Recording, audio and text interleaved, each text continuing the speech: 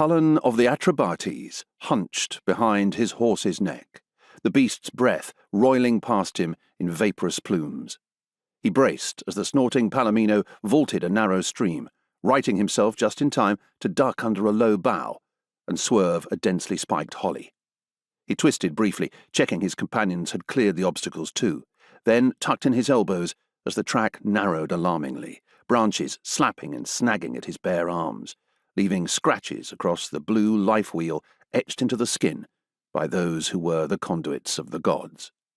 He hissed apologies to the spirit world and pressed on. The land eased into a gentle slope that seemed like a cliff fall at the speed they travelled, and he hung on for all he was worth.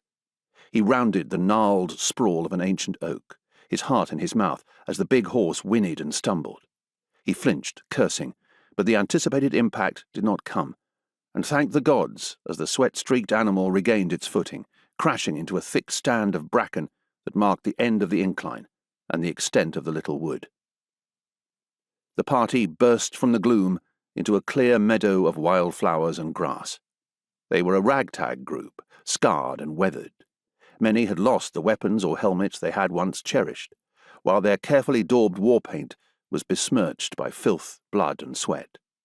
Once noble fighters turned to frayed shadows of themselves. Cullen kicked the snorting horse's flanks, urging ever more speed. Shouts came from behind, sharp above the hoof thunder, heralding the pursuer's doggedness.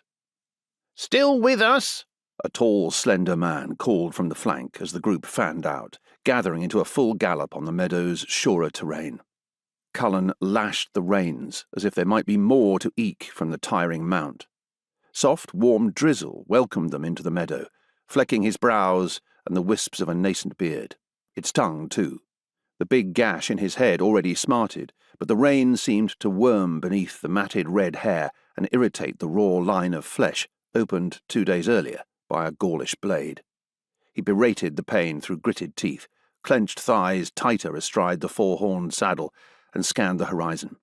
It was summer, but uniform blue had given way to the metallic grey of pregnant clouds, which obscured the high ridge that was his destination.